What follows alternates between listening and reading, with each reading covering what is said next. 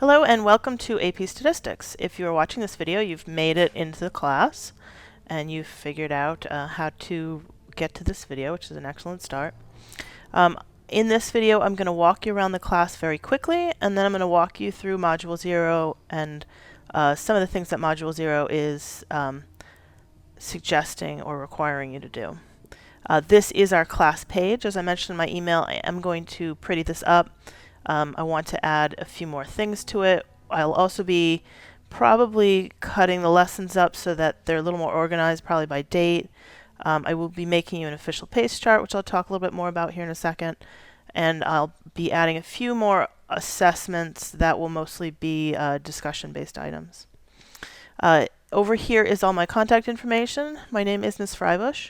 You can email me at jfreibush@vtvlc.org. If you're on Gmail, you can do a G-chat with me. I will probably go through and request G-chats from each of you if you have Gmail. This is a new work cell number that I just got. You can text me there, or you're welcome to call me on it. If I'm available, I will answer. If not, you're welcome to leave a voicemail or leave me a text message and contact me that way. So there's a couple of different ways you can get a hold of me. I do have a Twitter account, but I almost never use it. Over here on the left, we have a navigation option, this whole navigation page. I think the site home brings you to Moodle, which probably yours is not quite this busy. And then you can jump around in the class using some of these links. The administration section will not look like this. Let me pretend I'm a student for just a second. Your administration section will look more like this, where you'll have a link to grades, and when you click on that link to grades, you will get to the grade page. These are all of the assessments we'll be doing for the entire class for the year. There are a few, and you can see here a grade range for each one, and as you get graded, grades will appear here, and most of the time, if I am grading it, if it's not auto-graded by the computer, you'll be able to check your feedback here. You can also go into the assignments to check your feedback. So let me go back to the main page. These up here are called breadcrumbs. They keep track of where you are in the class, and if you get confused and you're not sure where you are, you can always scroll up and go back to the beginning of the class. The progress bar is kind of a new idea. This is showing how you're doing moving through the class. As you complete items, I believe items will turn green, and by the end of the class, I believe the entire progress bar will be green from left to right, but we'll see how that goes.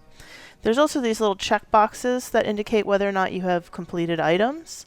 When they're checked, that should mean that you have either read through the lesson or completed the assessment. Again, they are a little bit new for us, so do not assume just because you have a check that you have particularly passed an assessment. You should always check the grade book, make sure you have a passing grade. There is a link to some course information up here, and there is a news forum where I'll be posting information. Let's talk a little bit about Module 0, which is really an introductory module. Mostly this is, I think, an interesting start to seeing the class setup. And we have these embedded lessons, which are going to look like this, which are embedded in our class. This menu across the top is the same for each of them. If you click on these, you will get to the different topics. I believe that there are 9. So you can get to the topics here. You can also click on Home, and you can also get to the topics through the Home menu. And we are currently in 00.00, which is the welcome. You should read through this. The comic's kind of cute. I'm going to go back.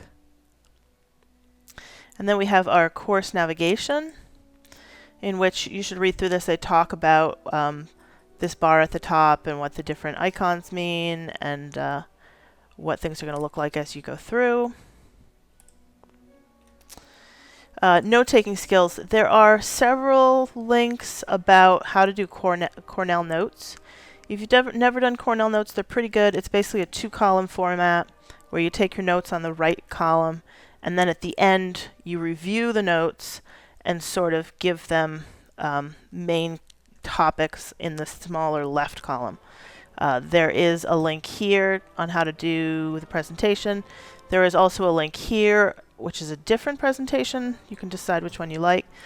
Looks like they meant this to be a click, some kind of link, but it is not. I don't know what they meant to have there. You should definitely take a look at those Cornell notes. The note-taking skills also talks about the fact that you really need a binder or a notebook. You have to take notes in this class. I'm not going to be sitting there telling you to take notes. I won't be checking them. I will never be collecting them. But this class has a lot of vocabulary. It has a lot of new ideas. You're going to need to take notes. For me personally, I find that writing down notes is a really strong reinforcer, and I will take notes most of the time when I'm talking to people about various things, just because it really helps me remember things. Cornell notes are pretty popular, I would say, in most colleges. So this section, the 00.03, talks about what your pace is, and they suggest you go into the course information section, which is here, and that you click on the pace and choose one of these 3 pace guides. I am going to be creating a pace chart for the class, and basically the pace charts talk about what lessons you should have done which week. I'm going to give you dates instead of week numbers, and I'm going to have these all listed out. The goal will be that we will have finished the curriculum by the beginning of May, since the AP exam, I believe, is May 12th this year. And there will be a project after the AP exam, but the content, the main content, needs to be done before the AP exam in case anybody does want to take the AP exam. I did mention in my email that you might choose to get the CCV credit. That depends on your grade in this class. A D would not be eligible. I don't think a C is eligible as well for CCV credit. I think generally an A or a B is eligible for CCV credit. I will check with CCV on that. And a lot of people who get CCV credit then don't bother taking the AP exam. The CCV credit is accepted in any of the Vermont State College system colleges, all of them. And I imagine you could work on transferring it out of the Vermont State College system.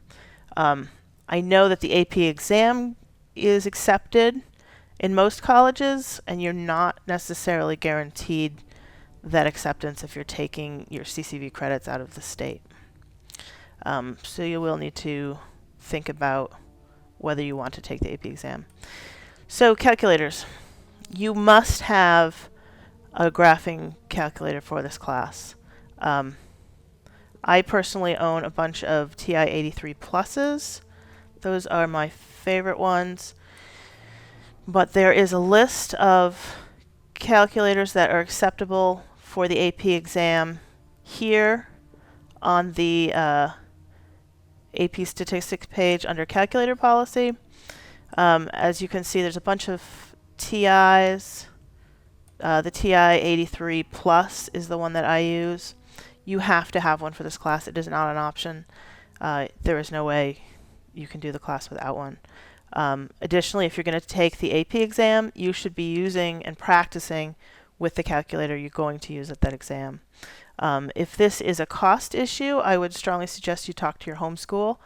They most likely have some graphing calculators that they might be willing to loan you. I would definitely look at that as a possibility. And if it's still a cost problem and they're not willing to loan one to you, you can contact me.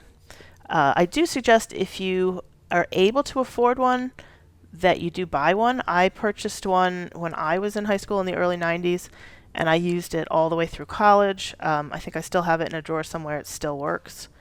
It was an investment, and I pretty much took it through Algebra 2, up through my 3 calc classes, linear algebra, all the other math classes I took. So it was worth the $80, especially, if your parents are paying for it now. It's better if you have one now instead of having to try and pay for it yourself when you go to college. The other option, of course, is to try and get your school to loan you one. So here they also talk about installing this TI Connect software. And the software, once it's installed, looks like this. There's the link for it. The installation was easy. It was free software. The concept with this is that you're going to actually plug your graphing calculator, your Texas Instruments calculator, into your computer with a USB cord. And this crazy looking thing is apparently the graphing calculator to USB cord. I have one on order, and I am going to try it out. If you can get one loaned to you, go ahead and borrow it. But I wouldn't run out and buy this quite yet. Give me a couple of days to try it out and see how it goes.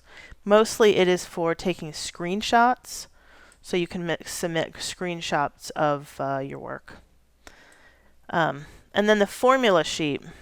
This is important. The formula sheet is what you'll be given to use on the AP exam, and it's really convenient to have it available. I suggest this one looked good. This is the first thing that came up when I typed in AP Statistics formula sheet. It's this link here. The first page is trash. You don't need to print it. But this formula card looks pretty good. I think there's like 6 pages. Yeah, 6 pages if you don't print the first page.